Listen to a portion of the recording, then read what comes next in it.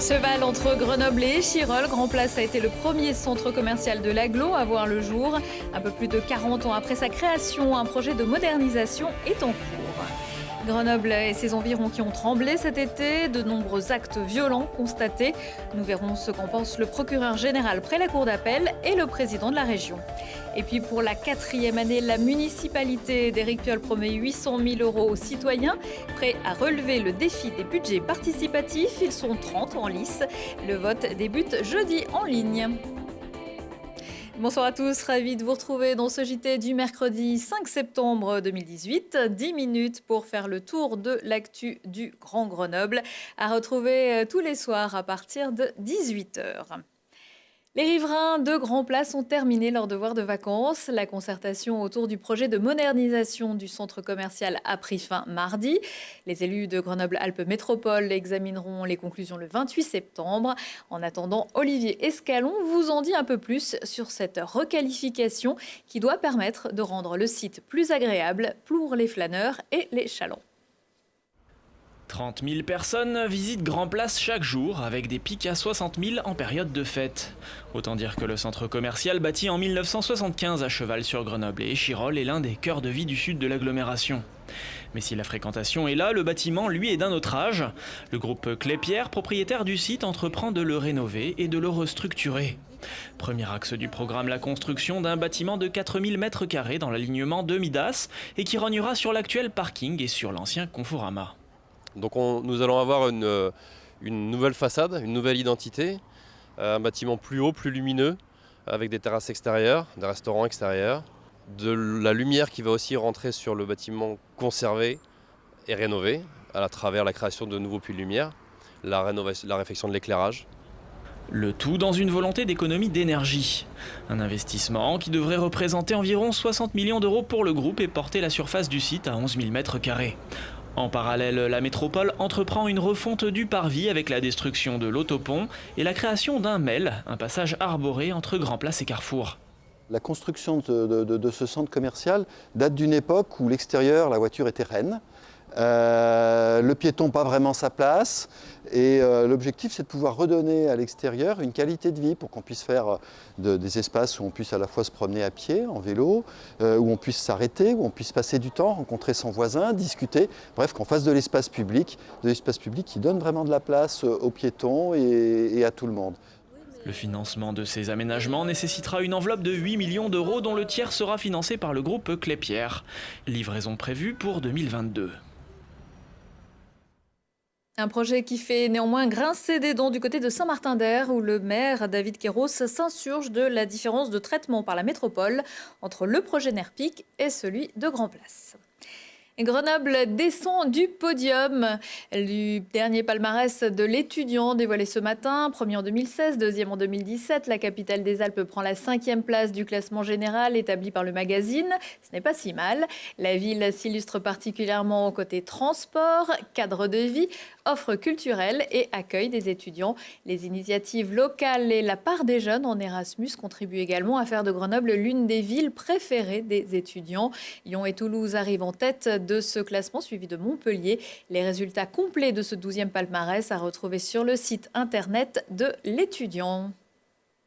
Étudiants ou non, accros au boulot ou à Internet, réjouissez-vous. La SNCF et la région Auvergne-Rhône-Alpes expérimentent depuis fin août le Wi-Fi gratuit dans les TER. Pour l'instant, 3 TER à 2 niveaux circulant sur la ligne Mâcon-Ville-Valenceville sont concernés. Une borne sur le toit de la rame et un dispositif à l'intérieur permettent de rendre accessible le signal. Début 2019, l'expérimentation sera étendue à 3 TER de la ligne Lyon-Grenoble. Le coût de ce test, qui doit durer 18 mois, 1 300 000 €, financé intégralement par la région. La région, du moins son président, qui fait sa rentrée médiatique sur les 4 chaînes locales, Télé Grenoble, TLM, TL7 et 8 Mont-Blanc. Laurent Wauquiez a répondu aux questions de nos journalistes. Interrogé par Christophe Reville, il est revenu sur le dossier de la sécurité à Grenoble. L'été aura été marqué par plusieurs actes de violence, notamment la mort d'un jeune homme tué de plusieurs coups de couteau en sortant d'une boîte de nuit à Mélan. Écoutez, Laurent Wauquiez, avec cela pourra peut-être vous surprendre, un point de vue pas si différent de celui d'Éric Piolle sur cette question. Je suis préoccupé par les enjeux de sécurité sur Grenoble. On a eu plusieurs signaux d'alerte. On a eu la caserne des pompiers, sur lesquels il y avait eu les incendies. On a eu les problématiques sur la caserne de gendarmerie. On a eu ce drame terrible qui a endeuillé cette famille. Et je trouve que ça fait maintenant trop longtemps qu'on a des signaux où on voit que la situation de la sécurité sur le territoire de Grenoble se dégrade. Le ministre de l'Intérieur n'a pas réagi. Ça n'est pas normal. On ne peut pas laisser cette insécurité s'installer sur Grenoble. Donc vous pointez le ministre de l'Intérieur, les élus locaux aussi ? Non, parce que c'est d'abord, on est sur un sujet régalien, c'est la responsabilité du gouvernement. Et je trouve, nous en tout cas, on a évoqué les sujets ferroviaires. Vous savez qu'on a doublé les équipes de police ferroviaire. On a intégralement équipé la gare de Grenoble en vidéoprotection. Pourtant, pas quelque chose qui est très poussé sur la ville de Grenoble, à mon avis à tort. Nous, sur la gare, on a mis entièrement de la vidéoprotection. Il faut appliquer un principe où on reconquiert le terrain perdu. Et en la matière, il n'y a qu'une seule philosophie qui marche, c'est tolérance zéro.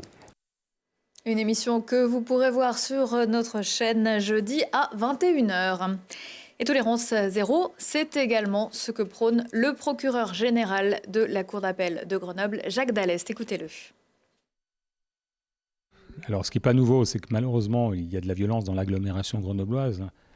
Ce qui nous inquiète, c'est qu'il y a une augmentation des violences ordinaires, pas forcément des agressions crapuleuses, mais des violences, des coups, des bagarres, ce genre de choses, avec une inquiétude aussi sur le fait qu'un certain nombre de personnes se promènent avec des couteaux, des cutters, des armes blanches. Ça nous inquiète, parce que si vous vous promenez avec un couteau sur vous, en cas d'incident, d'altercation, vous risquez de vous en servir. Et malheureusement, on déplore régulièrement, pas forcément des meurtres, mais quelquefois des violences, des coups portés. Il faut que nous luttions fermement contre cela. Et c'est d'ailleurs l'objet de la démarche que j'ai faite auprès des procureurs, pas seulement celui de Grenoble, mais ceux des 4 autres procureurs de la Cour d'appel de Grenoble, pour les sensibiliser, leur rappeler la fermeté nécessaire dans la réponse qu'on doit apporter aux personnes, contre les personnes qui sont porteuses de couteaux, des armes blanches. On considère qu'on peut se promener comme ça en toute liberté avec un couteau, ce qui n'est pas autorisé par la loi, il faut le rappeler. Des propos recueillis par Laurie Baillet. À vos marques, prévotez des petits coins de nature comme ce verger, aux petits coins tout court avec des toilettes sèches dans les parcs en passant par un mur d'escalade, un poulailler, des agrès de fitness ou des vélobus, des projets sortis de terre grâce au budget participatif grenoblois. Le coup d'envoi du vote pour la 4e édition sera donné jeudi. La nouveauté, c'est la possibilité de voter en ligne sur le site de la ville pendant un mois. Les bureaux de vote physiques seront eux ouverts du 2 au 6 octobre. Cette année, 30 projets ont été sélectionnés sur 1123 idées. Il y a eu plus de 600 projets qui ont été soumis maintenant depuis 2015 que les budgets participatifs ont été lancés. Il y en a plus de 31 qui ont été votés, choisis par les Grenobloises et les Grenoblois. Presque une vingtaine, 19 exactement, qui sont sortis de terre, comme ce merveilleux verger. Ça montre la richesse des projets, leur diversité, et puis comment ils transforment la ville.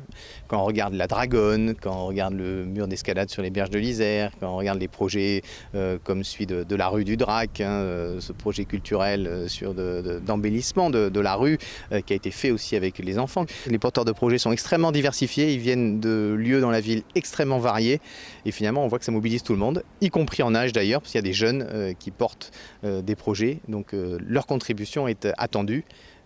On peut encore se mobiliser fortement cette année pour la semaine des budgets participatifs, cette semaine de la démocratie locale. Et tout le mois, donc sur Internet, cette année seront désignés un projet de plus de 150 000 € et plusieurs à moins de 150 000 € pour un budget maximal de 800 000 €.